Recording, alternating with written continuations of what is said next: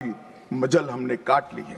मान्यवर, हमारा संविधान सभा की रचना और संविधान की रचना की प्रक्रिया, ये तीनों एक प्रकार से समग्र विश्व के सभी संविधानों में अनूठे हैं, अलग प्रकार के रहे हैं। हमारे यहाँ दुनिया का सबसे ज्यादा विस्तृत लिखित संविधान चर्चा के सभी हमारे पारंपरिक लक्षणों को पार करते हुए हमने किया। इस संविधान सभा में 299 सदस्य रहे, 22 धर्म जाति समुदाय के सदस्य रहे, हर प्रिंसली स्टेट का प्रतिनिधित्व रहा, हर राज्य का प्रतिनिधित्व रहा। एक प्रकार से समावेशी प्रतिनिधित्व के साथ भारत का भविष्य तय करना, मतलब संविधान को रचने की हमारी प्रक्रिया आगे बढ़ी। 2 वर्ष 11 माह और 18 दिन तक अहर्निश चर्चा चलती रही, विस्तृत चर्चा चलती रही। देश के भविष्य, देश चलाने के नियम और देश की परंपरा को समाहित करते हुए देश को आगे ले जाने का संकल्प इतनी विस्तृत चर्चा के बाद बना। 13 समितियों में कार्यविभाजन किया गया, 7 सदस्यीय ड्राफ्टिंग समिति बनी और जनता के अभिप्राय के लिए भी शायद ही दुनिया का कोई ऐसा संविधान होगा जिसका ड्राफ्ट पूरी जनता को कमेंट्स के लिए दिया गया और कमेंट्स पर भी बहुत डिटेल चर्चा कर उचित बदलाव भी किए गए। इतनी लोकतांत्रिक परंपरा से और प्रक्रिया से बना हुआ हमारा संविधान 295 अनुच्छेद, 22 भाग और 12 अनुसूचियों में बटा है।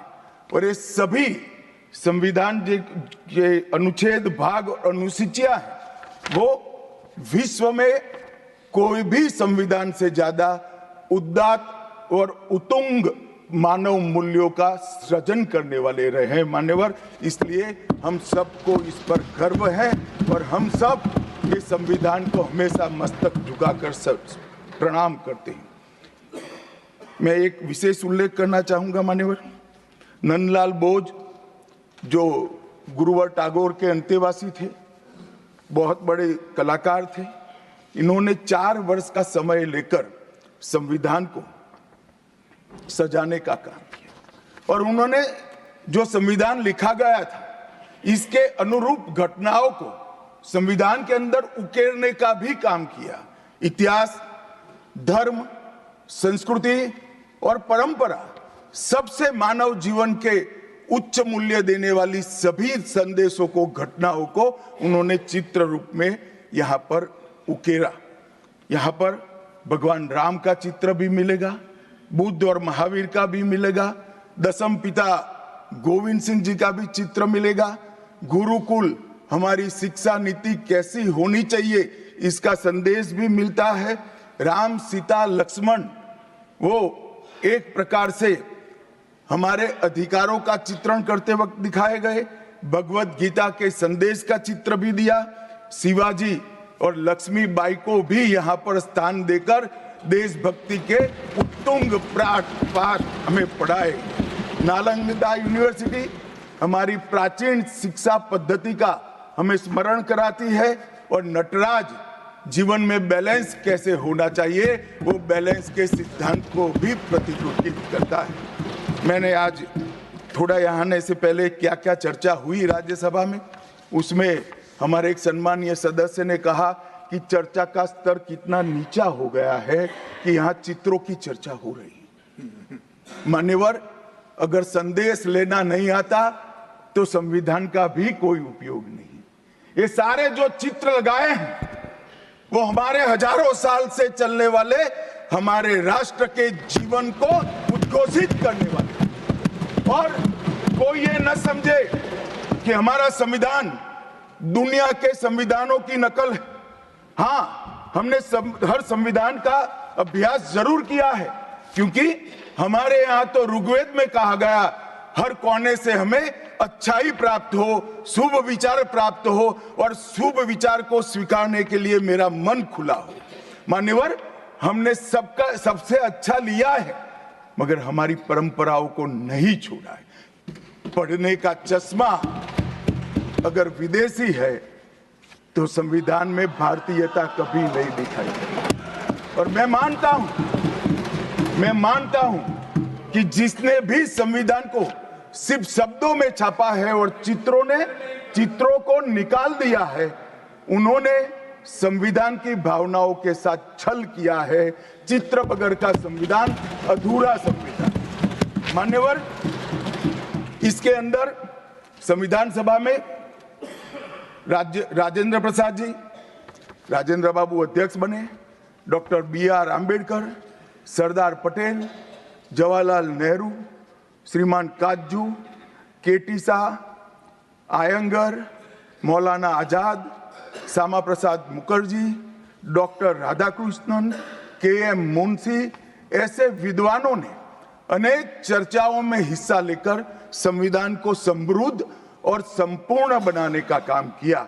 परंतु इतना ही नहीं, संविधान सभा के जो सदस्य थे, इसके अलावे भी विवेकानंद, महर्षि अरविंद, महात्मा गांधी, गोपाल कृष्ण गोखले, तिलक महाराज, वीर सावरकर, लाला लजपत राय और राष्ट्र, लोकतंत्र और हमारी परंपराओं में उच्च मूल्यों को स्थापित करने वाले हर महापुरुष की भावनाओं का ये महापुरुषों ने उल्लेख कर कोई न कोई सिद्धांत को प्रस्तापित किया है। मान्यवर, जब इतने सारे मनुष्यों का अच्छा विचार जिस संविधान में हो, उसको सफल होना ही था। ये संविधान सफल होने के लिए संविधान सभा की चर्चा अगर कोई ध्यान से पढ़ेगा तो वेद, उपनिषद, चाणक्य नीति, विदुर नीति, शांति पर्व, रामायण और महाभारत, इसमें से निपजे हुए मानव जीवन के सभी मूल्यों को भी इसके अंदर हमने समाने का प्रयास किया था। मान्यवर, 75 साल हो गए संविधान को किस प्रकार से हमारे राजनीतिक दलों ने और हमारी पॉलिटिकल पार्टियों के साथ साथ हमारी सरकारों ने भी किस प्रकार से आगे बढ़ाया, इसकी भी चर्चा जरूर होनी चाहिए। मैं मानता हूं ये चर्चा समय उचित होगी।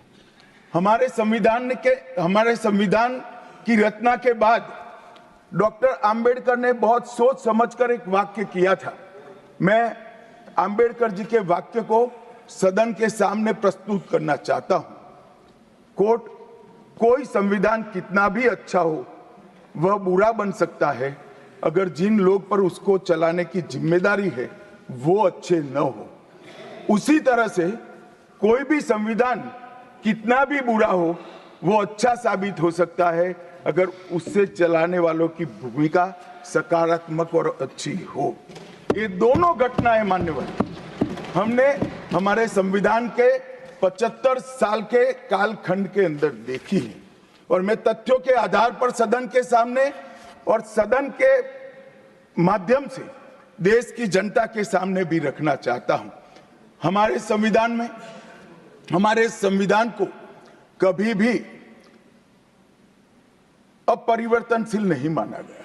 समय के साथ साथ देश भी बदलना चाहिए, समय के साथ साथ कानून भी बदलने चाहिए और समय के साथ साथ समाज भी बदलना चाहिए।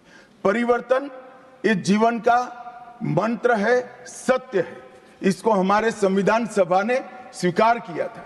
इसलिए आर्टिकल 368 में संविधान संशोधन, इसके लिए प्रोविजन किया गया। अभी कुछ राजनेता आए हैं, 54 साल की आयु में अपने आप को युवा कहते हैं और घूमते रहते हैं, संविधान बदल देंगे, संविधान बदल देंगे, संविधान बदल देंगे। मैं उनको समझाना चाहता हूं कि संविधान बदलने का प्रोविजन, संविधान के प्रावधानों का बदलने का प्रोविजन अनुच्छेद 368 के अंदर संविधान में ही है। और मैं आज फिर से एक बार कहना चाहता हूं, थोड़ा ज्ञानवर्धन भी हो जाए किसी का। भाजपा ने 16 साल राज किया माननीय, 6 साल अटल जी ने किया, 10 साल मोदी जी ने किया और 5 साल और मोदी जी करें। एक प्रकार से 16 साल हमने शासन किया। 16 साल में हमने 22 बार संविधान बदला, संविधान के अंदर परिवर्तन की, और कांग्रेस ने 55 साल करा, और 55 साल में 77 परिवर्तन कांग्रेस ने भी किए, कांग्रेस के शासन में भी हुए। अब भारतीय जनता पार्टी और कांग्रेस दोनों ने परिवर्तन किए। ये परिवर्तन का टेस्ट कैसा था, किस प्रकार से किए गए? संवैधानिक प्रक्रिया से भी परिवर्तन होते हैं, और संविधान को तोड़ मरोड़ कर फॉर्मेलिटी कर कर भी परिवर्तन कर सकते हैं। परिवर्तन करने का उद्देश्य क्या था, क्या हासिल करना था? क्या हमारे लोकतंत्र को मजबूत करने के लिए परिवर्तन किए गए? क्या हमारे जिनको अधिकार नहीं है ऐसे लोगों को समकक्ष अधिकार लेने के लिए परिवर्तन किए गए, या अपनी राज्य सत्ता को टिकाने के लिए परिवर्तन? इस पर से ही पार्टी का कैरेक्टर, पार्टी के चलने की पद्धति और पार्टी का संविधान में विश्वास, ये सबको मालूम पड़ता है। मैं ज्यादा संविधान के संशोधन में नहीं जाऊंगा मान्यवर। दोनों प्रमुख दलों के 4 संविधान संशोधन को मैं लेना चाहूंगा। पहला संशोधन हुआ 18 जून 1951 में। संविधान सभा ने ही ये संशोधन करना पड़ा, क्योंकि संविधान बनाने के बाद, संविधान स्वीकारने के बाद आम चुनाव में जाने तक का भी धैर्य कांग्रेस पार्टी में नहीं था। अभी लोकसभा नहीं बनी थी, अभी राज्यसभा नहीं बनी थी, और संशोधन लेकर आए। अब उसका उद्देश्य क्या था? 19A जोड़ा गया। 19A जोड़ा गया, वो किस लिए जोड़ा गया? अभिव्यक्ति की आजादी पर स्वतंत्रता को, अभिव्यक्ति की आजादी, अभिव्यक्ति की स्वतंत्रता को कर्टेल करने के लिए पहला सुधार आया। और किसने किया मान्यवर? उस वक्त प्रधानमंत्री कौन था? श्रीमान जवाहरलाल नेहरू उस वक्त प्रधान।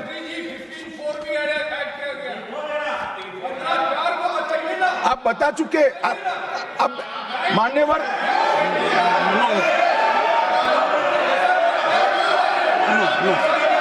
No sit down. Jairam ji, he not yielding. He not yielding. We heard leader of the opposition. मान्यवर, Unless there is yielding, let us hear. मान्यवर, मेरा लंबा अनुभव है आजकल करते हुए। मुझे 30 साल हो गए विधानसभा और लोकसभा राज्यसभा में बैठे हुए। संसद में भाषण करने का मेरा अनुभव है मान्यवर। वो विरोध तभी कर सकते हैं जब मेरी बात सच न हो। अगर मेरी बात सच नहीं हो तो बताए वो संविधान संशोधन नंबर 1, अब सुनिए, संविधान संशोधन नंबर 1 वो अभिव्यक्ति की आजादी को कर्टेल करने के लिए ही लाया गया था, और जवाहरलाल नेहरू के लिए लाया गया। मान्यवर, 24वां संविधान संशोधन, 24वां संविधान संशोधन जवाहरलाल नेहरू जी की सुपुत्री इंदिरा जी उस वक्त प्रधानमंत्री थी। पार्टी तो वही सत्ता में थी, कांग्रेस पार्टी। 5 नवंबर 1971 को संविधान में संशोधन किया गया, 24वां संशोधन। और संविधान संशोधन के माध्यम से संसद को मौलिक अधिकार, नागरिकों के मौलिक अधिकार कम करने का अधिकार दे दिया। तो एक प्रधानमंत्री कांग्रेस पार्टी के अभिव्यक्ति की स्वतंत्रता का टेल करते हैं, दूसरे प्रधानमंत्री उसी परिवार से आते हैं, वो नागरिकों के मौलिक अधिकार को कर्टेल करने का अधिकार लेते हैं। और 39वां संविधान संशोधन अब तो इंतहाई कर दी मान्यवर, सब सीमाओं को पार कर दिया। मान्यवर, आप तो अधिवक्ता रहे हैं। 10 अगस्त 1975 का वो दिन हमारे संविधान के इतिहास में बहुत, जब भी जिक्र होगा काले अक्षरों से ही इसका जिक्र करना पड़ेगा। उस वक्त 39वां संविधान संशोधन आया मान्यवर। 39वां संविधान संशोधन क्या था? इंदिरा गांधी जी के चुनाव को इलाहाबाद हाईकोर्ट ने अमान्य घोषित कर दिया। अभी कुछ नहीं है, ईवीएम ले लेकर घूमते हैं, हारते हैं और ईवीएम ले लेकर, ईवीएम ने हरा दिया, ईवीएम ने हरा दिया, ईवीएम ने हरा दिया। सुप्रीम कोर्ट ने 24 बार ईवीएम की अर्जी नकार दी। चुनाव आयोग ने 3 दिन ईवीएम 10 से 5 बजे तक रखा कि भाई कोई हैक कर बताए।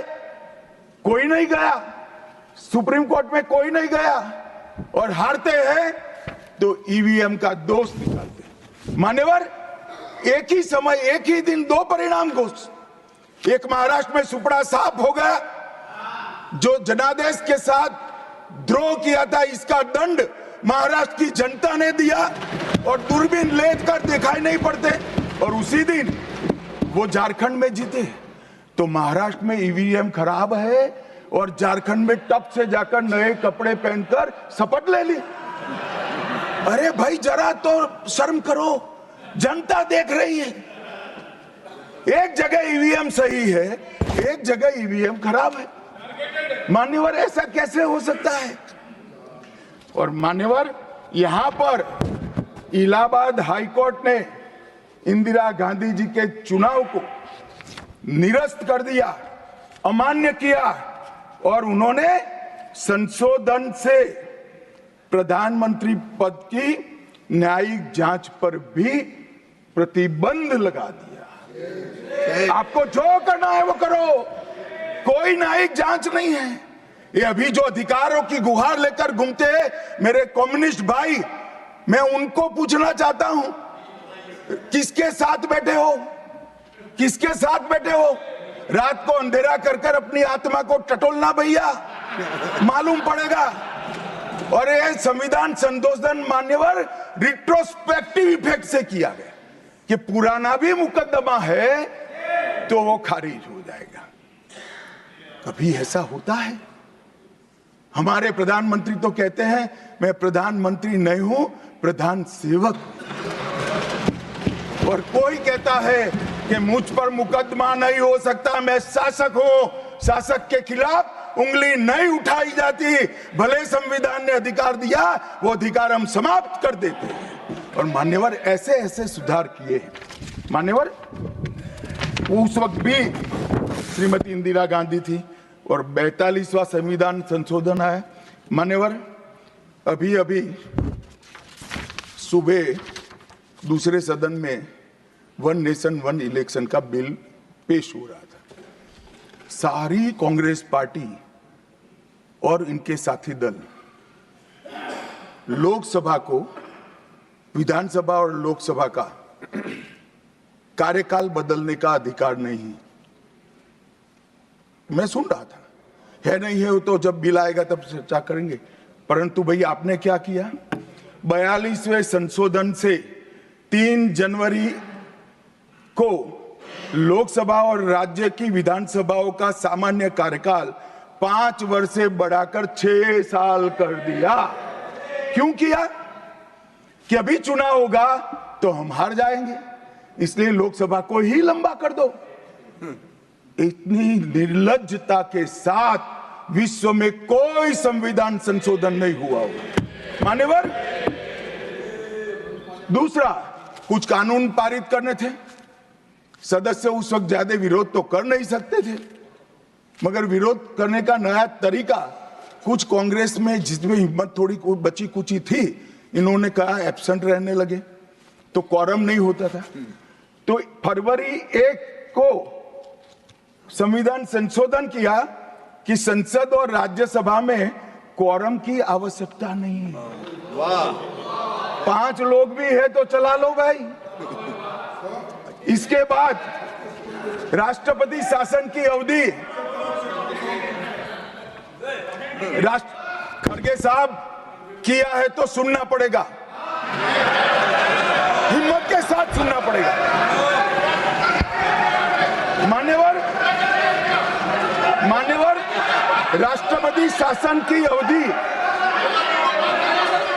राष्ट्रपति शासन की अवधि 6 महीने तक बढ़ा दी। मान्यवर, ये 4 संशोधन, मैं समझ रहा हूं क्यों गुस्सा आ रहा है, मैं समझ रहा हूं क्यों गुस्सा आ रहा है। मान्यवर, Sir, he is not yielding. Honorable Home Minister is not yielding. Are you yielding, sir? मान्यवर, मैं आपको एड्रेस करूंगा।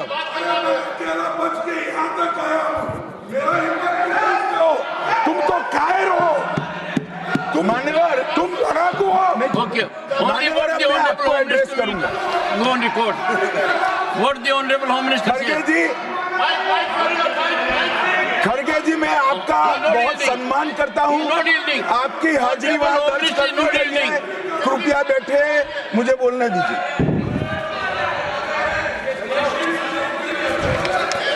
मान्यवर, ये चारों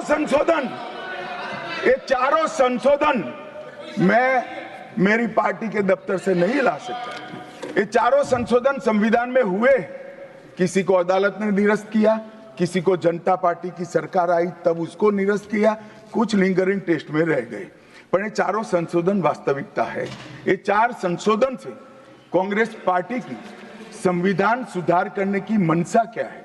एक में हम पर केस न हो, दूसरे में हम चुनाव हारने वाले तो समय बढ़ा देना, तीसरे में मेरे पर जांच नहीं हो सकती, और चौथे में नागरिकों के संविधान प्रदत्त अधिकारों को समाप्त करना। ये उद्देश्य बताते हैं। अब मैं हमारा 4 संशोधन लेकर आता हूं मान्यवर। सबसे पहला संशोधन नरेंद्र मोदी जी ने सरकार में किया, 101वां नंबर भी अच्छा आया है। 101वां संशोधन 1 जुलाई 17 को हम जीएसटी को लेकर आए मान्यवर, और इस देश के अर्थतंत्र को रिदम में लाने का। कश्मीर से कन्याकुमारी और कामाख्या से द्वारका तक विशाल फैले हुए देश को जीएसटी के तहत 100 अलग अलग बिक्री करके कानूनों को समाप्त कर लोगों की हालाकी खत्म कर एक कानून लाने का काम नरेंद्र मोदी जी ने किया, और वो लोगों की भलाई की। कल की डिबेट मैंने पढ़ी है, कोई सदस्य बोले कि नरेंद्र मोदी जी ने विरोध किया था। मैं रिकॉर्ड पर कहता हूं, हां, नरेंद्र मोदी जी ने विरोध किया था। किस मुद्दे पर किया था? आप जीएसटी तो लाना चाहते थे, मगर राज्यों को कंपनसेशन की गारंटी देना नहीं चाहते थे। हम जीएसटी भी लाए और राज्य को विकास दर के हिसाब से कंपनसेशन की गारंटी भी दी। इतना ही नहीं, गारंटी का 10 साल तक पालन करने का काम भी भारतीय जनता पार्टी की नरेंद्र मोदी सरकार ने किया। हम संशोधन लाए देश के अर्थतंत्र को सुचारू बनाने के लिए। दूसरा संशोधन लाए, 102वां संशोधन, national commission of backward class को संवैधानिक दर्जा देने का काम। अब कुछ लोगों को पेट में दुख रहा है कि नरेंद्र मोदी जी ने ये क्यों किया। मैं साहब आगे बहुत सारी बातें बताऊंगा। नरेंद्र मोदी जी इसलिए कर पाए कि आपने नहीं किया था। अगर आप ये कर देते तो मोदी जी के तो भाग्य में ही नहीं आता। मगर साहब, पिछड़ी जातियों का कल्याण कभी भी कांग्रेस पार्टी का विश्वास नहीं रहा, मान्यता नहीं रही, नीति भी नहीं रही। भारतीय जनता पार्टी ने संविधान संशोधन पिछड़ी जातियों के कल्याण के लिए। तीसरा संशोधन क्या लाए? 130वां संशोधन 12 जनवरी 19, किसी भी जिनको आरक्षण का फायदा नहीं मिलता है, ऐसी जाति के गरीब से गरीब बच्चों को 10% आरक्षण देने का फैसला। गरीब कल्याण और गरीबी हटाओ की बातों सालों तक करी, सूद नहीं मिली, समय नहीं मिला, विचार नहीं आया। ये विचार नरेंद्र मोदी जी को आया और गरीबों को, बच्चों को 10% आरक्षण पूरे देश भर में मिला। मान्यवर, 105वां संशोधन, ओबीसी की पहचान करने के लिए केंद्र के पास अधिकार थे। अब मैं बताना चाहता हूं, इतने बड़े विशाल देश में 140 करोड़ की जनसंख्या में पिछड़ी जातियों का पिछड़ापना क्या कोई एक केंद्र सरकार कर सकती है? फेडरल स्ट्रक्चर की बात करते हैं, मगर अब तक केंद्र सरकार के पास ही रहा था। नरेंद्र मोदी जी ने कहा इसके कारण पिछड़ा समाज को अन्याय होता है। आगे से ये संविधान संशोधन करने के बाद 10 अगस्त 2021 के बाद पिछड़ापन का निर्णय करने का अधिकार राज्य की सरकारों को देने का काम नरेंद्र मोदी। और मान्यवर, सबसे अंतिम संशोधन में पांचवा कहना चाहता हूं, 106वां संशोधन, और मैं तो क्रम में बोला हूं, एक भी काटा नहीं। 101, 102, 103, 104, 105, 106 सभी के सभी जन कल्याण के लिए।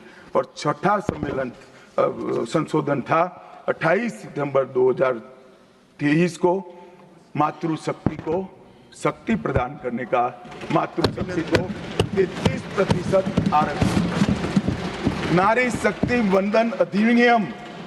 मान्यवर, मैं आज आपके माध्यम से पूरे सदन से और पूरे सदन के माध्यम से देश भर की 140 करोड़ की जनता को कहना चाहता हूं कि जब इस दोनों सदनों में 33% नारी शक्ति बैठेगी, संविधान निर्माताओं की कल्पना पूरी हो जाएगी। मान्यवर, इनकी आत्मा को बहुत शांति मिलेगी। इसके अलावा भी हम कई कानून लेकर आए। हम कानून लाए ट्रिपल तलाक को निरस्त करने का। अब ये कहते हैं आपकी वोट बैंक की राजनीति है। मान्यवर, सुप्रीम कोर्ट का कोई वोट बैंक होता है क्या? सुप्रीम कोर्ट तो चुनाव नहीं लड़ती है, जजों को चुनाव नहीं लड़ना है। ट्रिपल तलाक समाप्त करना चाहिए और साहबानों को मुआवजा देना चाहिए। दोनों जजमेंट सुप्रीम कोर्ट ने अलग अलग समय पर दिए थे, परंतु वोट बैंक की राजनीति हम नहीं कर रहे हैं। वोट बैंक की राजनीति कर कर मुस्लिम बहनों के साथ इतने साल अन्याय करने का काम एक कांग्रेस पार्टी ने किया। हमने तो ट्रिपल तलाक समाप्त कर कर मुस्लिम माताओं को, बहनों को अधिकार दिया। आपका कि भी अधिकार आपके पति जैसे हैं। मगर देखिए साहब, ट्रिपल तलाक समाप्त हो गया, अभी कोई नहीं कहता अच्छा हुआ। कैसे कहेगा? एक उदाहरण पड़ा है, हमारे आरिफ मोहम्मद खान बेचारे मंत्री थे, अच्छे खासे मंत्री थे, फर्राटे की अंग्रेजी बोलते थे, बहुत पढ़े लिखे व्यक्ति थे, फारसी के विद्वान, उर्दू के विद्वान, हिंदी तो मातृभाषा। अब उन्होंने कहा कि साहबानों को मुआवजा देना चाहिए। मंत्री पद भी गया, सांसद पद भी गया, और बेचारे कई सालों तक संघर्ष करते। कौन बोलेगा? मान्यवर, इनका जो पद्धति है, वोट बैंक की पॉलिटिक्स करने की पद्धति है। मान्यवर, 2020 में हम नई शिक्षा नीति लाए। पहली शिक्षा नीति आजादी के बाद आई है जिसका विरोध कम्युनिस्ट भी नहीं कर पाए। बाकी तो शिक्षा नीति आए और कम्युनिस्ट पार्टी विरोध न करे, ऐसा कभी हो सकता है? मुझे भी बड़ा आश्चर्य होगा कि प्रकृति बदल गई है या उनका सोच बदल गया है। खैर, जो भी हुआ, फिर मुझे किसी ने बताया कि आपने इतनी अच्छी शिक्षा नीति लाए हैं कि इसका विरोध करोगे तो लोग उनका विरोध करेंगे, इसलिए विरोध नहीं किया है। मान्यवर, जम्मू कश्मीर में आरक्षण देने का संशोधन विधेयक लाए और 3 नए आपराधिक कानून भी हम लेकर आए। हमारी क्रिमिनल जस्टिस सिस्टम के ये 3 कानून 160 साल बाद पहले अंग्रेजों ने बनाए थे, अंग्रेजों की पार्लियामेंट में बने थे। नरेंद्र मोदी जी ने, माननीय नरेंद्र मोदी जी ने बीएनएसएस और बीएसए के माध्यम से हमारी संपूर्ण न्यायिक आपराधिक न्याय प्रणालिका को भारतीयकरण करने का काम नरेंद्र मोदी जी। और वो कानून जो अंग्रेजों को राज टिकाने के लिए बने थे, वो कानून को समाप्त कर कर हमारे संविधान ने हमारे नागरिकों को जो अधिकार दिए हैं, समय पर न्याय मिलना चाहिए, इसका करने का काम नरेंद्र मोदी जी ने किया। इस देश को गुलामी की मानसिकता से आजाद करने का काम कई सालों के बाद अगर किसी ने किया तो हमारे नेता नरेंद्र मोदी ने किया। और आप तो कई साल तक, अटल जी की सरकार आई, कई साल तक बजट शाम को 5:30 बजे रखते थे। क्यों शाम को 5:30 बजे रखते थे? क्योंकि इंग्लैंड की रानी के घड़ी में उस वक्त 11 बजते थे। आजादी के इतने सालों तक अंग्रेज की रानी के घड़ी से बजट रखने की आदत थी, वो भी किसी ने बदला तो भारतीय जनता पार्टी ने बदला अटल बिहारी वाजपेयी।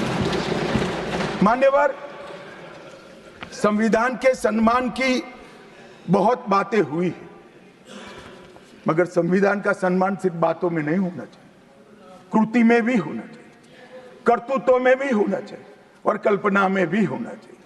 जब कृति में नहीं है, कर्तृत्व में नहीं है, तो कल्पना में आ ही नहीं सकता। अभी मैंने इस चुनाव में अजीबोगरीब नजारा देखा मान्यवर, अजीबोगरीब नजारा था। आज तक इतने साल चुनाव हुए, किसी ने आम सभाओं में संविधान को लहराया नहीं।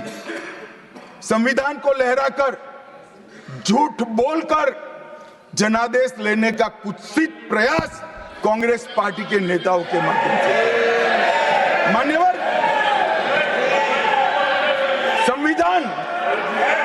संविधान लहराने का मुद्दा नहीं है, संविधान बहकाने का मुद्दा नहीं है। संविधान विश्वास है, संविधान श्रद्धा है, संविधान को सम्मान करने का। मान्यवर, वो नरेंद्र मोदी जी को, और लोकसभा में तो किसी को मालूम नहीं पड़ा।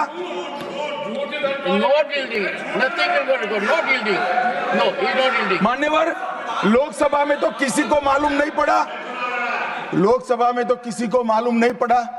जागरूकता थी।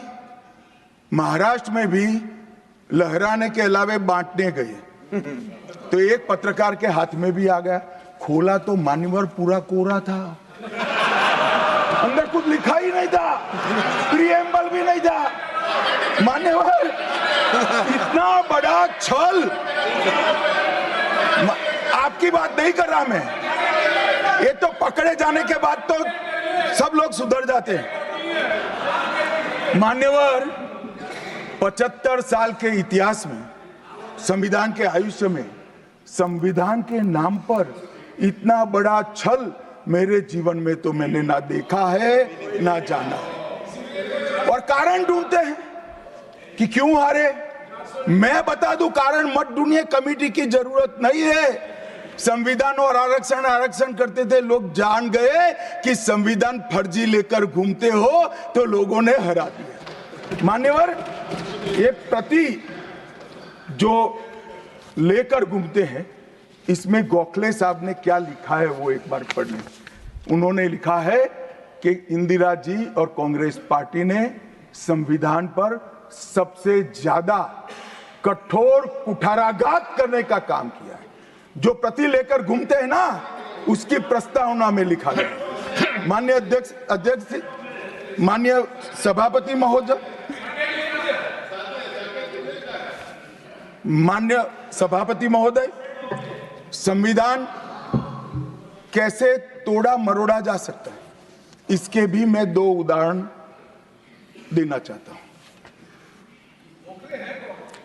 हमारे सेना के जवान, सुरक्षा दलों के जवान, वो हमारी मातृभूमि की 1 इंच भूमि पर जान देने के लिए तैयार है। सैकड़ों हजारों लोग शहीद हुए 1 इंच भूमि के लिए। और मान्यवर, किसी को भी भूमि देनी है तो आर्टिकल 1 अमेंड करना पड़ेगा। आर्टिकल 1 में हमारे भूभाग की व्याख्या की गई है, इसको बदलना पड़ता है। तमिलनाडु के पास एक टापू था, कच्चातीवू टापू। वो टापू 1974 में अचानक ही एक एग्रीमेंट कर वन फाइन मॉर्निंग लंका को दे दिया गया। मान्यवर, चलो भाई, बहुमत था आपका, मान लो ऐसे भरोसे से किया होगा कि संसद मेरा सम्मान रखेगी, परंतु बाद में भी ये चीज, ये आर्टिकल 1 का बदलाव आज तक नहीं आया है और वो हमारा भूभाग आज हमारा हिस्सा नहीं है। मान्यवर, ऐसा खिलवाड़ भारत नहीं, दुनिया के किसी भी देश में शासकों द्वारा संविधान के साथ नहीं किया होगा। मान्यवर, आप तो अधिवक्ता हैं। 35A को कॉन्स्टिट्यूशन ऑर्डर से, राष्ट्रपति महोदय के ऑर्डर से दाखिल किया गया। अब दाखिल तो हो सकता है, पर कॉन्स्टिट्यूशन ऑर्डर को दोनों सदन की परमिशन चाहिए, जो हमने धारा 370 हटाने के लिए ली। मैं आज कांग्रेस के मित्रों को पूछना चाहता हूं, जो संविधान की दुहाई देते हैं, 35A जब आपने लागू किया, इसके कॉन्स्टिट्यूशन ऑर्डर पार्लियामेंट में कब डिबेट में आया, कब मतदान हुआ, किसने पारित किया? पार्टी को तो निजी परिवार की जागीर समझते हो, संविधान को भी निजी परिवार की जागीर आप लोग समझ रहे हैं। मान्यवर, इतना बड़ा छल देश की 2 संसदों के साथ किया है। एक पूरा 35A डाल दिया संसद संविधान में, पार्लियामेंट के पास सब्जेक्ट ही नहीं है। देश का भूभाग दे दिया, पार्लियामेंट के साथ विषय ही नहीं आया। किस प्रकार से आपने संविधान के साथ खिलवाड़ किया है, किस प्रकार से आपने देश को चलाया है, ये देश की जनता को आज इस बहस से मालूम पड़ना चाहिए। मान्यवर, आपातकाल, अभी बड़ी बड़ी उद्दात भावनाओं का स्मरण कांग्रेस के मेरे दोनों सदनों के साथी सदस्य कर रहे थे। यंग सदस्य करे तो मैं समझता हूं, शायद इन्होंने इतिहास न पढ़ा हो, मगर जो लोग आपातकाल के वक्त थे वो भी करते थे। किसी की भी स्मृति इतनी अल्पकालीन कैसे हो सकती है? मान्यवर, क्या हुआ था आपातकाल में? लाखों लोग कोई अपराध के बगैर जेल में ठूस दिए गए, लाखों लोग, कोई पॉलिटिकल पार्टी बाकी नहीं है। आज इनके साथ बैठे हैं, उनमें से भी कुछ लोग जेल में थे, वो भी नहीं बोलते हैं। न्यायालय में डर का माहौल, मीडिया पर सेंसरशिप, इंडियन एक्सप्रेस ने अपना संपादकीय एक भी शब्द लिखे बगैर का कोरा संपादकीय प्रकाशित करा, क्योंकि लिख नहीं सकते थे। श्रीमान शुक्ला साहब से एडिट कराना होता था, वापिस ही नहीं आता था, तो उन्होंने कोरा अखबार ही निकाल दिया। इस तरह से विरोध किया और तय हो गया मान्यवर, एक व्यक्ति कहेगी वो ही कानून होगा। और क्यों किया? देश पर आक्रमण हुआ था क्या? देश की आंतरिक सलामती ठीक नहीं थी क्या? ना ना ना ना ना ना, ऐसा कुछ नहीं हुआ था। सिर्फ इतना हुआ था कि इलाहाबाद हाईकोर्ट ने उनको सांसद के रूप में अयोग्य ठहरा दिया था। अपनी कुर्सी जाने वाले, चुनाव नहीं कराना था।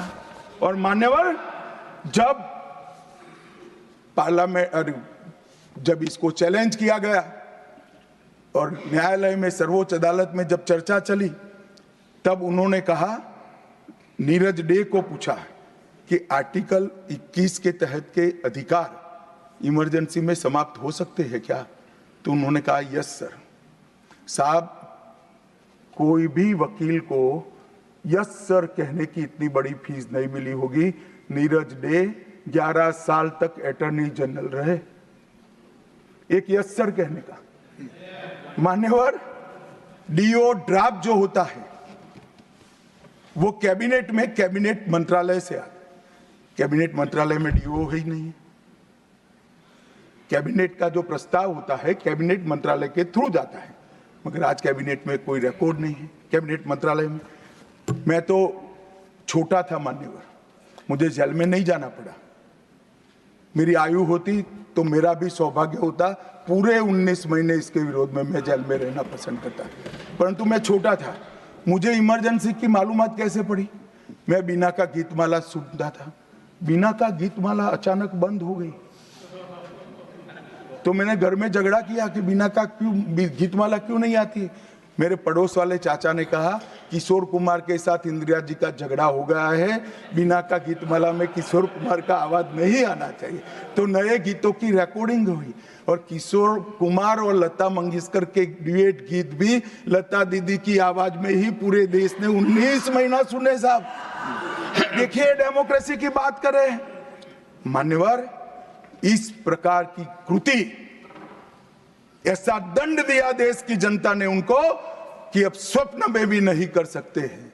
ऐसी कृति कोई न करे, इसलिए ये बहस जरूरी है। और मान्यवर, हम तो संविधान का सम्मान करते हैं। नरेंद्र मोदी जी ने संविधान दिन मनाने की बात रखी, तो एक वरिष्ठ कांग्रेसी नेता ने कहा, क्या जरूरत है संविधान दिन की, 26 जनवरी तो है।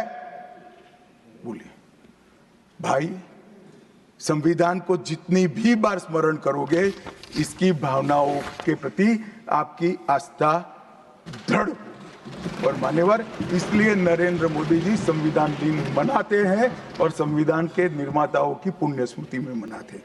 मान्यवर, उस वक्त आज ही मुझे किसी शायर ने दुष्यंत कुमार की पंक्ति भेजी है इमरजेंसी के लिए। मैं ज्यादा भाषण इमरजेंसी पर करना नहीं चाहता, परंतु मैं जरूर कहना चाहूंगा। दुष्यंत कुमार की पंक्ति है, एक गुड़िया की कई कठपुतलियों में जान है, एक गुड़िया की कई कठपुतलियों में जान है, आज शायर ये तमाशा देखकर हैरान है। कल नुमाइश में मिला वो चिथड़े हाल कपड़े पहने हुए, मैंने उसको नाम पूछा तुम कौन हो, तो उसने कहा मैं संविधान हूं। दुष्यंत कुमार जी की कविता है मान्यवर, इंदिरा जी को समर्पित है। मान्यवर, जब संविधान बन रहा था, संविधान के हर आर्टिकल पर चर्चा चल रही थी। हम आजाद हो गए थे, आजाद हुए थे, पर हमारा देश कोई नया नहीं बना था। हम तो हजारों सालों से दुनिया में सबसे चिर पुरातन संस्कृति, चिर पुरातन धर्म और चिर पुरातन समाज जीवन लेकर निकले हुए देश हैं। हाँ, एक कालखंड के लिए गुलाम हो गए, आजादी मिली, आगे देश कैसे चले इसका एक डॉक्यूमेंट बनाना था। तो उस डॉक्यूमेंट में चर्चा में आया कि अब देश का नाम क्या हो। अंग्रेज लिख कर गए थे इंडिया, क्योंकि वो भारत को जानते ही नहीं थे। वहां जो प्रचलन में शब्द होंगे यूरोप में, वो शब्द उन्होंने हम पर थोप दिया था और गुलामी की मानसिकता ने इसको स्वीकार भी किया था। मगर जब आजाद हुए तब इस पर चर्चा हुई और अब उस वक्त के सदस्य सेठ गोविंददास ने दरखास्त किया कि देश का नाम भारत रखना चाहिए। उस वक्त जवाहरलाल नेहरू ने कहा कि पीछे देखने की जरूरत नहीं है, भविष्य की ओर देखिए। और मान्यवर, देश के नाम के अंदर इंडिया भी रहा, भारत भी रहा। खैर, मैं इस पर टिप्पणी करना नहीं चाहता, परंतु नजरिए का सवाल है। अगर इंडिया के चश्मे से भारत को देखोगे तो भारत समझ में नहीं आएगा, पूरा जीवन चला। और इसलिए इन्होंने अपने गठबंधन का नाम भी इंडिया ही रखा है, इसीलिए रखा है, वो ही सोच से चलना है। और मान्यवर, हमारे प्रधानमंत्री जी ने विकास तो करना है, दुनिया में सबसे आगे बढ़ना ही है, विकास के साथ साथ विरासत को भी अपना कर आगे बढ़े। गुलामी की हर परंपरा को हम समाप्त करना चाहते हैं। हम एक आजाद मुल्क है, सार्वभौमत्व से लैस मुल्क है, किसी की परंपरा हमें स्वीकार नहीं है। परंपरा बदलनी है तो हम बदलेंगे, नए कपड़े हर कोई पहनता है, हम भी पहनेंगे, परंतु हमारी पुरानी परंपराओं पर हमें शर्म नहीं है। और मान्यवर, क्या किया नरेंद्र मोदी जी ने, राजपथ जो अंग्रेज सम्राट के सम्मान में नाम रखा गया था, उसका नाम बदलकर कर्तव्य पथ रखा। इंडिया गेट पर किंग पंचम जॉर्ज की मूर्ति लगी थी, मूर्ति हटा दिया, शर्म के मारे में स्थान खाली था, हमने वहां सुभाष बाबू की प्रतिमा लगा। मान्यवर, नेवी का चिन्ह जो देकर गए थे वही चलता था। हमने वीर छत्रपति शिवाजी महाराज की नेवी के चिन्ह को हमने भगवान बिरसा मुंडा की 150वीं जयंती को जनजातीय गौरव वर्ष के रूप में मनाया। राष्ट्रीय युद्ध स्मारक हमने बनाया और राष्ट्रीय युद्ध स्मारक में अमर जवान की ज्योति को विलीन करने का काम भारतीय जनता पार्टी के नेता नरेंद्र मोदी। संसद के अंदर राजा जी ने जो उदात्त भावनाएं व्यक्त की थी, जिसको जवाहरलाल जी ने भी स्वीकारा था, मगर बाद में शर्म का एहसास हुआ, सेंगोल को इलाहाबाद के म्यूजियम में भेज दिया। नरेंद्र मोदी जी ने विधिवत तरीके से सेंगोल को संसद के अंदर प्रस्तावित कर नई संसद बनाई और विश्व भर में चोरी की गई मूर्तियां, आर्टिफैक्ट्स जो थे वो 345 हजारों साल पुराने हमारे मूर्तियां और आर्टिकल्स, उसको वापस लाने के लिए हमारे विदेश मंत्रालय ने काम किया। न्यू एजुकेशन पॉलिसी, पूरा देश अंग्रेजी में चले, ऐसे षड्यंत्र चले इतने सालों तक। न्यू एजुकेशन पॉलिसी में हमने कंपलसरी कर दिया बच्चे की प्राथमिक शिक्षा मातृभाषा में होगी। मान्यवर, मातृभाषा में आईएएस आईपीएस का एग्जाम नहीं दिया जाता था, हमने वहां मातृभाषा में एग्जामिनेशन को किया। अभी तमिलनाडु के सदस्य बोल रहे थे, पहले आप जिनके साथ बैठे हो उनके शासन में तमिल में आईएएस आईपीएस का पेपर नहीं लिख सकते थे। आज तमिल मीडियम में बड़ा हुआ बच्चा गर्व के साथ देश का टॉप ब्यूरोक्रेट बन सकता है। ये व्यवस्था हमने करी। मान्यवर, अंडमान और निकोबार के द्वीप समूह का नाम जो अंग्रेज रखे थे वो छोड़कर गए थे। सुभाष बाबू ने जब अंडमान निकोबार जीता तब उन्होंने नामकरण किया था शहीद और स्वराज, उसको भुला दिया गया।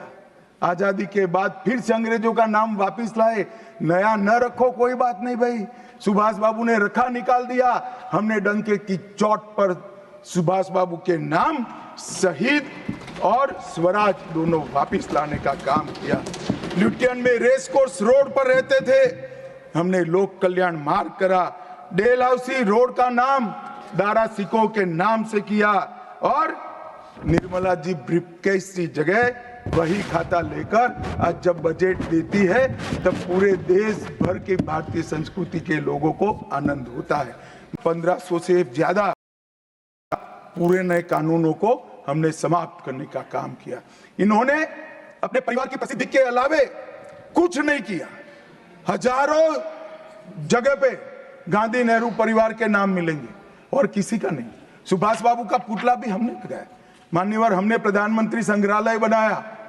जवाहरलाल जी से लेकर नरेंद्र मोदी जी के पहले जितने बने वो सभी प्रधानमंत्रियों के जीवन कवन को हमने दिखाने का काम किया। वहां पहले सिर्फ जवाहरलाल जी का मिशन, G20 की अध्यक्षता हमने की और भारतीय सांस्कृतिक और वैश्विक समन्वय को हमने प्रोत्साहित।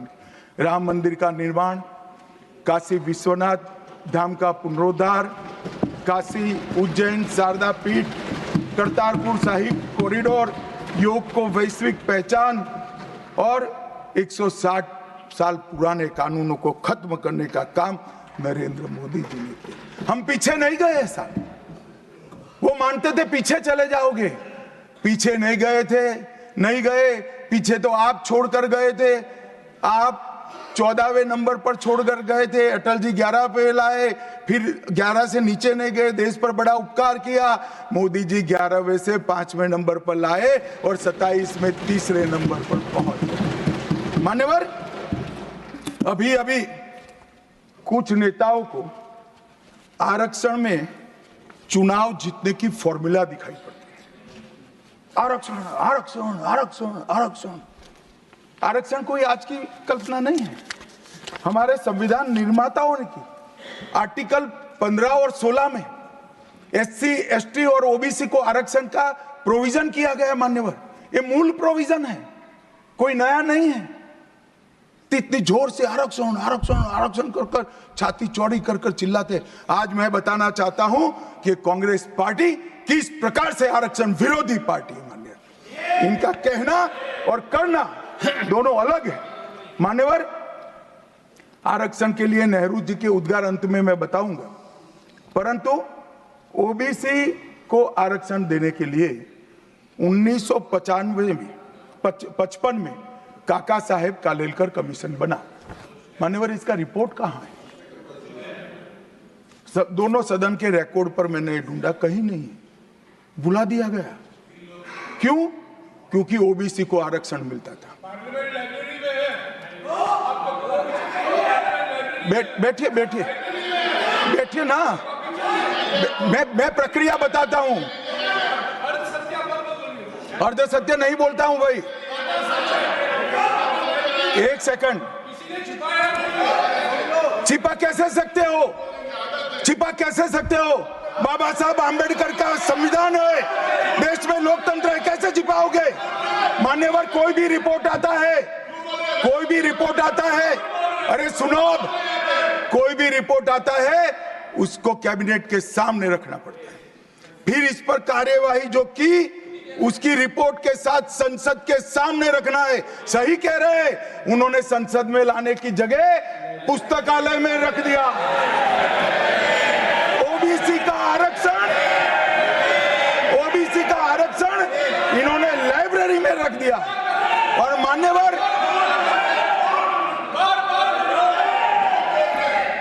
मान्यवर, अगर काका साहेब कालेलकर कमीशन का रिपोर्ट स्वीकार कर लिए होते तो 1980 में मंडल कमीशन की रिपोर्ट की जरूरत ना पड़ती।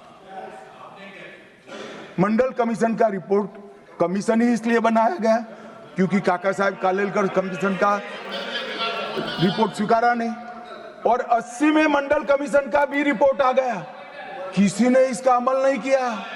अमल कब हुआ? जब 90 में इनकी सरकार गई तब अमल हुआ। और मान्यवर, तब तक मंडल कमीशन के रिपोर्ट को भी ठंडे बस्ते में डाल दिया गया। 90 में, अरे सुनिए मान्यवर,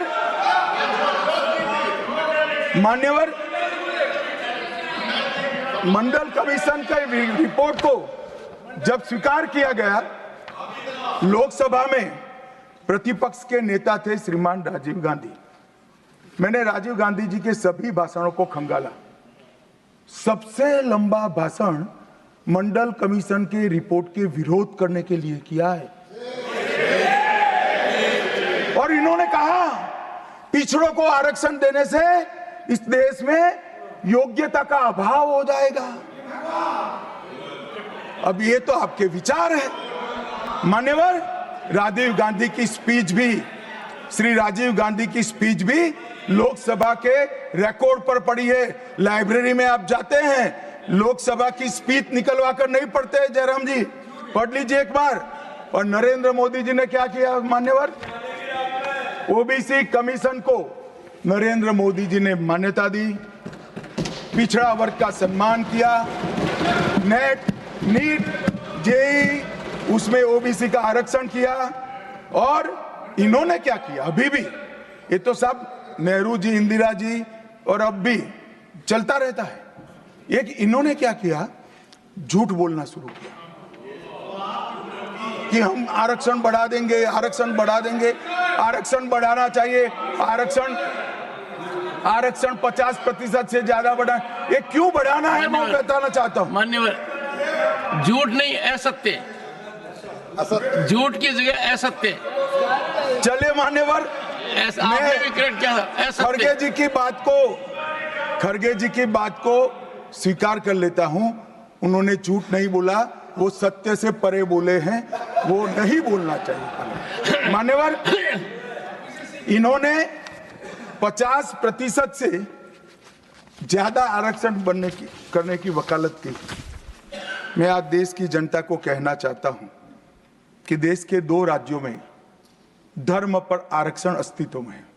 धर्म के आधार पर आरक्षण ये गैर संवैधानिक है। मान्यवर, संविधान सभा की कोई भी डिबेट आरक्षण के प्रावधान करने वाले आर्टिकल की पढ़ लीजिए, इसमें स्पष्ट किया गया है कि कोई भी आरक्षण धर्म के आधार पर नहीं हो सकता। आरक्षण पिछड़ापन के आधार पर।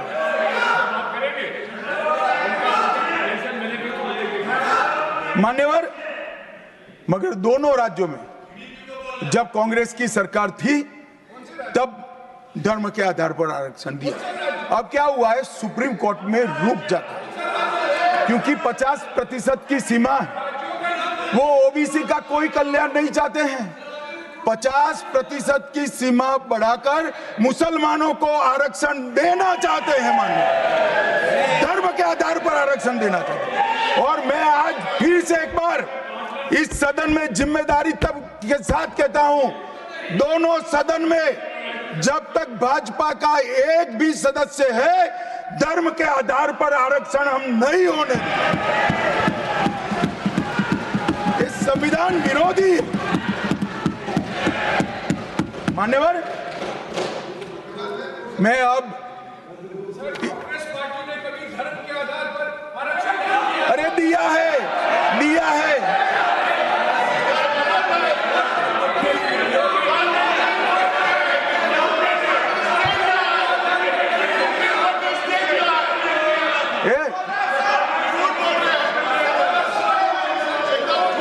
मान्यवर, इससे तो ये बच जाएंगे, मगर मैं रिकॉर्ड पर से कुछ कोट अनकोट कहना चाहता हूं, जो संविधान सभा की चर्चा का रिकॉर्ड है। जवाहरलाल नेहरू जी ने कहा, मैं ये देखकर सचमुच आश्चर्यचकित हूं कि नियुक्तियों में आरक्षण के सिद्धांत को कितनी देर तक ले जा रहा है, मतलब कितना बढ़ा रहे हैं। मुझे नहीं लगता कि ये बिल्कुल अच्छा है। ऐसा लगता है कि मुदलियार और ब्राह्मणों के सिवा लगभग सभी जातियों को पिछड़ा वर्ग में शामिल कर देंगे। मान्यवर, सरकारी सेवाओं में आरक्षण के लिए इनके विचार थे। मैं इस बात से चिंतित हूं कि सरकारी सेवाओं में नियुक्ति के लिए जिस तरह से बहुत सारी जातियां और समूहों के आरक्षण के प्रस्ताव आते हैं, यह बहुत बुरी प्रवृत्ति है। इससे सरकारी कामकाज और आम तौर पर विकास और सार्वजनिक जीवन में गिरावट आएगी। मान्यवर, ये इनके विचार है, आज तक नहीं बदले, आज तक नहीं बदले, यही विचार है। मगर अभी जोर से बोलना, एक शब्द का प्रयोग मैं नहीं कर सकता, आगे गलती हो गई थी। असल मान्यवर, हमारे संविधान के directive of principle of state policies भाग 4 के अनुच्छेद 44 में एक एंट्री है जो कॉमन सिविल कोड की यूसीसी की बात करती है। क्योंकि हमारे संविधान का फैब्रिक पंथ निरपेक्ष है, हर जाति, हर धर्म, हर समुदाय के लोगों के लिए समान कानून होना चाहिए, इसका हमारा संविधान पक्षधर है। मान्यवर, ये यूसीसी क्यों नहीं आया? यूसीसी इसलिए नहीं आया कि संविधान सभा समाप्त होने के बाद, चुनाव होने के बाद, पहले प्रधानमंत्री जवाहरलाल नेहरू जी मुस्लिम पर्सनल लॉ लेकर आए और यूसीसी नहीं आया।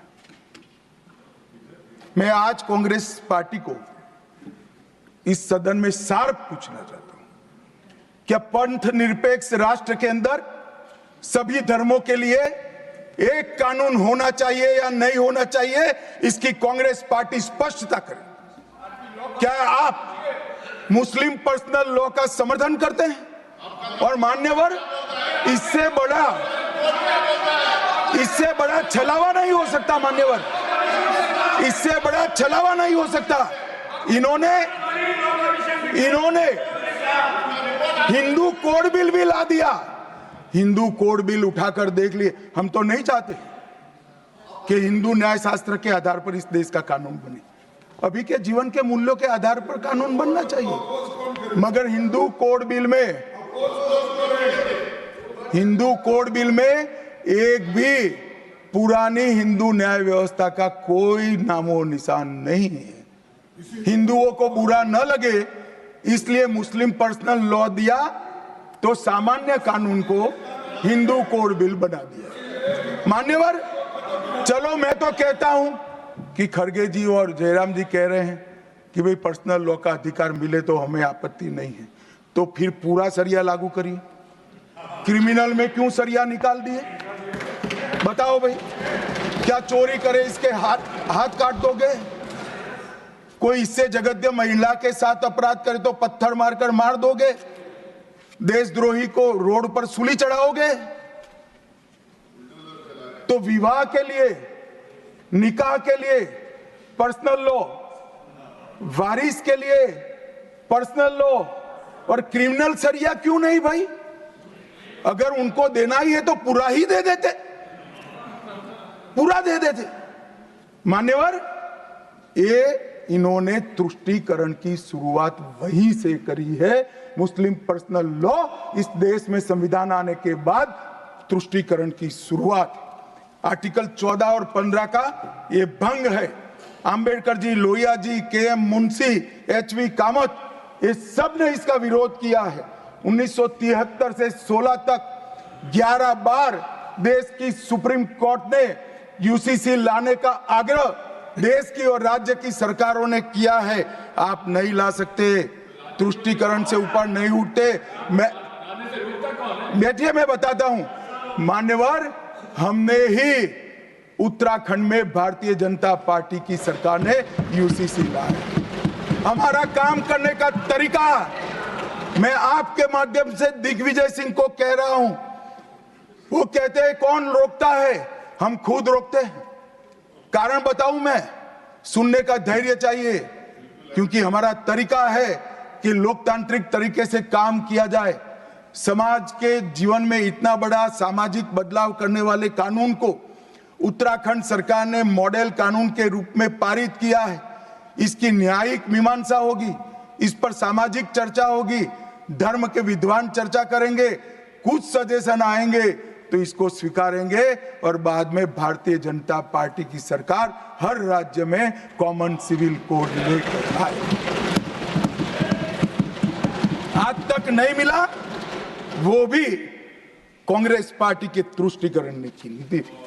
मान्यवर, अभी एक फैशन हो गया है, अभी एक फैशन हो गया है, अंबेडकर अंबेडकर अंबेडकर अंबेडकर अंबेडकर अंबेडकर। इतना नाम अगर भगवान का लेते तो 7 जन्मों तक स्वर्ग मिल जाता। अच्छी बात है ना? ना सुनिए तो, सुनिए ना, आप सुनिए ना, मैं बताता हूं। हमें तो आनंद है कि अंबेडकर का नाम लेते हैं। अंबेडकर का नाम अभी 100 बार ज्यादा लो, परंतु 7-8 में अंबेडकर जी के प्रति आपका भाव क्या है ये मैं बताता हूं। मान्यवर, अंबेडकर जी को देश की पहली कैबिनेट से इस्तीफा क्यों दे दिया? अंबेडकर जी ने कई बार कहा कि अनुसूचित जातियों और जनजातियों से हुए व्यवहार से मैं असंतुष्ट हूं, सरकार की विदेश नीति से मैं असहमत हूं और आर्टिकल 370 से मैं असहमत हूं। इसलिए वो छोड़ना चाहते थे, उनको आश्वासन दिया गया, आश्वासन पूरा नहीं हुआ, उन्होंने इग्नोरेंस के चलते इस्तीफा दे दिया। और एक श्री B.C. रॉय ने पत्र लिखा कि अंबेडकर और राजा जी जैसे 2 महानुभाव मंत्रिमंडल छोड़ेंगे तो क्या होगा। तो नेहरू जी ने उनको जवाब में लिखा है, राजा जी के जाने से तो थोड़ा बहुत नुकसान होगा, अंबेडकर के जाने से मंत्रिमंडल कमजोर नहीं होता है। मान्यवर, ये विचार जो खड़गे जी कह रहे हैं ना, क्या आपत्ति है? जिसका विरोध करते हो उसका वोट के लिए नाम देना है, कितना उचित है? क्योंकि अब अंबेडकर जी को मानने वाले पर्याप्त संख्या में आ गए हैं, इसलिए आप अंबेडकर अंबेडकर कर रहे हो। मान्यवर, मुंबई के मेयर ने एक पत्र लिखा था कि मऊ में अंबेडकर जी का स्मारक बनाना चाहिए। मऊ में जो अंबेडकर जी का जन्म स्थान था, सुझाव लिखा। उन्होंने कहा आमतौर पर स्मारक निजी पहल से बनाने चाहिए, यदि सरकार किसी प्रकार की सहायता करती है तो वो उचित नहीं होगा। उनके कितने स्मारक बने साहब? कोई स्मारक अंबेडकर जी का नहीं बना, देश भर में नहीं बना। अंबेडकर जी के स्मारक कब बने? जब भारतीय जनता पार्टी सत्ता में आई, तब मऊ में डॉक्टर अंबेडकर के जन्म स्थान पर स्मारक बना, लंदन में अध्ययन करते थे वहां स्मारक बना, नागपुर में शिक्षा दीक्षावलित वहां बना, दिल्ली में महापरिनिर्वाण स्थल पर बना, और मुंबई में चैत्य भूमि में भी बन रहा है। हमने 5 तीर्थ बनाए महामानव। और मैं मानता हूं मान्यवर, मैं मानता हूं कि आंबेडकर जी के सिद्धांतों पर चलना नहीं और वोट के लिए उनकी गुहार लगा देना। 14 अप्रैल को राष्ट्रीय समरसता दिवस घोषित किया हमने। 26 नवंबर को संविधान दिवस घोषित किया। उस वक्त भी इसका विरोध कांग्रेस के वरिष्ठ नेताओं ने किया। मान्यवर,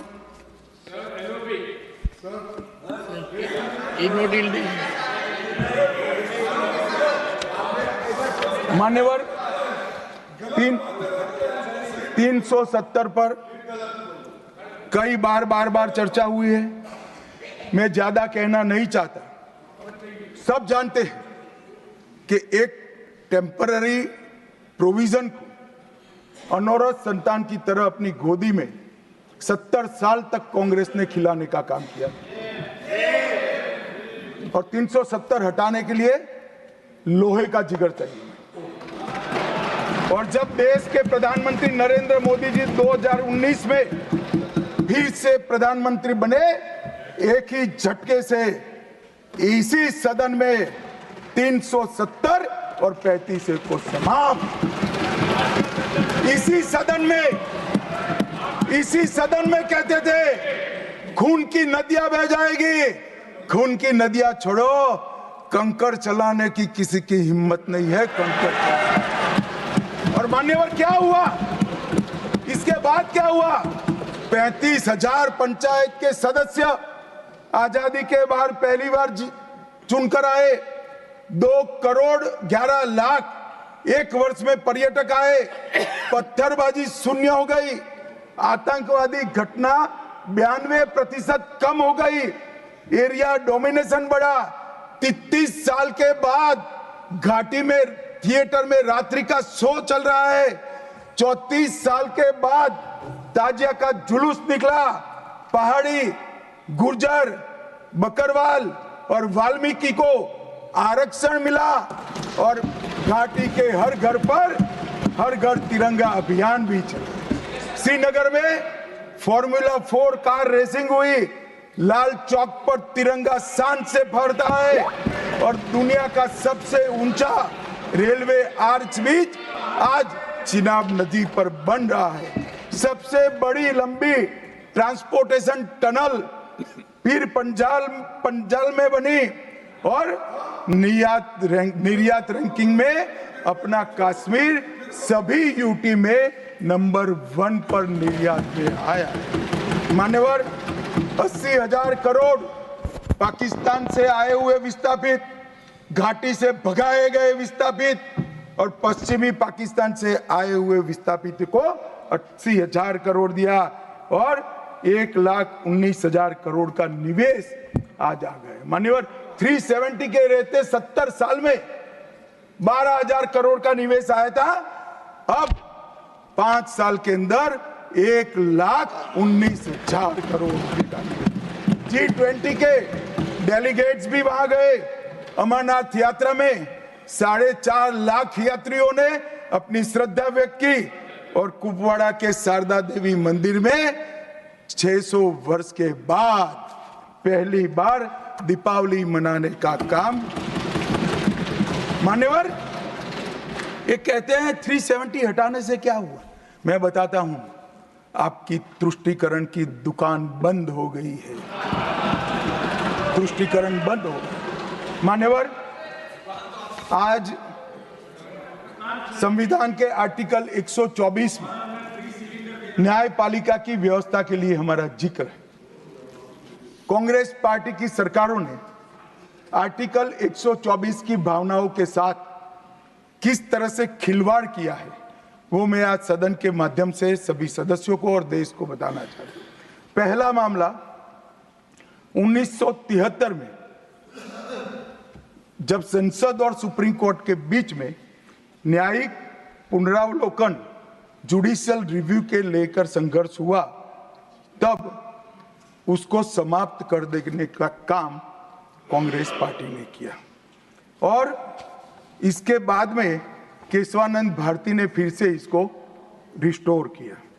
फैसले से नाराज होकर, फैसला तो चलो पक्ष में भी आता है, खिलाफ भी आता है, हमारे खिलाफ भी कई फैसले आते हैं, क्या कर सकते हैं, मानना चाहिए, हमारी संवैधानिक व्यवस्था है, आर्टिकल 124 कहता है। परंतु कांग्रेस ने क्या किया, 3 वरिष्ठ न्यायाधीश जस्टिस JM सेलत, KS हेगड़े और AN ग्रोवर, तीनों को प्रमोशन से महरूम कर सजा देकर चौथे न्यायाधीश को प्रमोशन देने का काम करा, जिसके कारण ये 3 सज्जनों ने अपना अपमान महसूस करते हुए संविधान की सुरक्षा के लिए इस्तीफा देकर घर पे जाना पसंद किया। ये किया है मैंने। दूसरा मामला 76 में ADM जबलपुर बनाम शिवकांत शुक्ला, ये बार बार दोहराना चाहिए, 140 करोड़ लोगों को रट हो जाना चाहिए जिससे कोई हिम्मत न कर सके इमरजेंसी डालने की। हर बच्चे को रटाना चाहिए कि तानाशाहों को क्या करना चाहिए। मान्यवर ADM जबलपुर,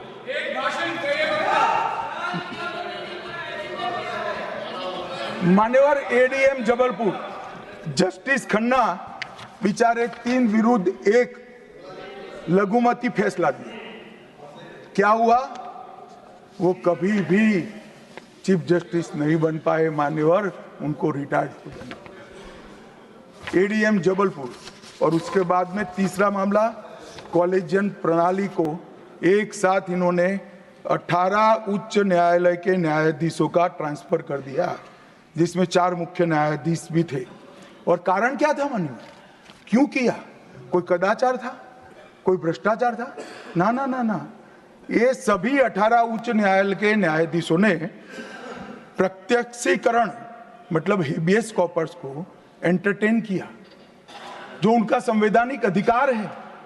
इमरजेंसी में कैसे हेबियस को आप एंटरटेन कर सकते हो, इस मुद्दे पर उन्होंने इसको आगे कर दिया।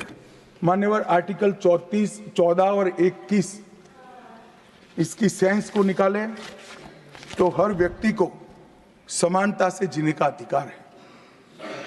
हम कम्युनिस्ट सोच से बना हमारा संविधान नहीं है। सब समझते हैं कि व्यक्ति की माली हालत इसका भाग्य, परिश्रम और बुद्धिमत्ता के आधार पर तय होती है। हर व्यक्ति एक समान माली हालत में नहीं रह सकता, मगर आर्टिकल 14 और 21 का मतलब इतना तो जरूर निकलता है कि इनको बेसिक सुविधाएं मिल जाए, घर मिले, बिजली मिले, पानी मिले, खाना मिले, इलाज मिले, शिक्षा मिले। 75 साल तक इस देश की जनता को गरीबी हटाओ का नारा देने वाले कांग्रेस पार्टी गरीब रखे।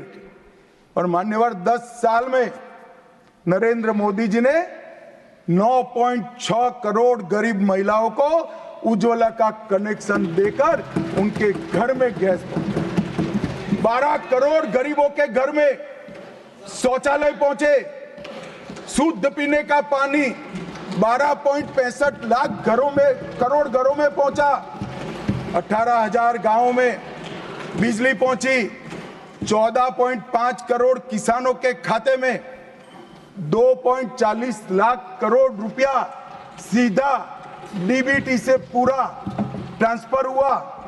36 करोड़ आयुष्मान भारत के कार्ड बने और 8.19 करोड़ दर्दियों ने उससे मुफ्त में अपना इलाज कराया है। और मान्यवर अब 70 साल से अधिक कोई भी आय वर्ग का व्यक्ति हो, इसको 5 लाख तक का इलाज मोदी सरकार ने, प्रधानमंत्री जी ने फ्री कर दिया। 36 राज्यों में 80 करोड़ लोगों को 1 नेशन 1 राशन कार्ड दिया। 5 किलो अनाज मुफ्त दिया। 25 लाख करोड़ रुपए की राशि सीधी बैंक खातों में DBT के माध्यम से गई है। 11,000 करोड़ रुपया 1 करोड़ लाभार्थी को, रेहड़ी पटरी वालों को दिया। और सबसे बड़ी बात, 2 करोड़ लखपति दीदी बनाने का काम नरेंद्र मोदी। और मान्यवर विश्वकर्माओं के लिए भी काम करें। अभी मान्यवर, ये बात मैं बहुत संवेदनशील होकर के आप सदन के सामने रखता हूं। लोकसभा में चर्चा हो रही थी, कांग्रेस पार्टी के एक वरिष्ठ सदस्य ने कहा, सावरकर के लिए जो उन्होंने उद्गार निकाले मैं तो रिपीट नहीं कर सकता। मान्यवर, सावरकर जी के सामने जो वीर लगा है ना, वो कोई सरकार, कोई पॉलिटिकल पार्टी की चुनी हुई सरकार ने नहीं दिया है। इसके सामने वीर, उनकी वीरता के कारण 140 करोड़ लोगों ने।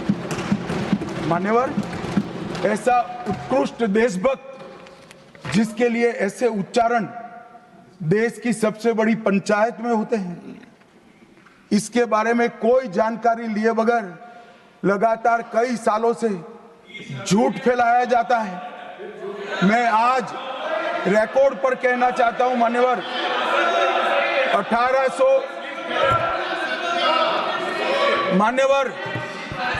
1857 से लेकर 1947 तक के स्वतंत्र संग्राम में किसी भी व्यक्ति को एक जीवन में 2 आजीवन कारावास हुए हैं तो वो वीर सावरकर। मध्य दरिया में देश को आजादी दिलाने के लिए टॉयलेट तोड़कर दरिया में छलांग लगाने का साहस किसी में था तो वीर सावरकर। एक ही जेल में 2 भाई काला पानी की सजा काट रहे थे, 10 साल तक भाई एक दूसरे को देखे नहीं। ऐसा वीर परिवार पूरे देश में दूसरा नहीं। मान्यवर, आज सावरकर जी की एक उक्ति में यहां पर कहना चाहता हूं। उनका एक मराठी में वाक्य है, तुझ साठी मरण ते जनन, तुझ बिन जनन ते मरण। इसके आगे है, हे मातृभूमि, तेरे लिए मरण मृत्यु ही जीवन है और तेरे बिना जीवन मेरे लिए मृत्यु से भी कठिन। ये देशभक्ति के वाक्य जिस व्यक्ति के मुंह से निकले, इसके लिए इस प्रकार की सदन में चर्चा करते हैं, सार्वजनिक रूप से बोलते हैं और गर्व महसूस करते हैं। क्या देशभक्ति कोई विचारधारा के साथ जुड़ी हो सकती है? देश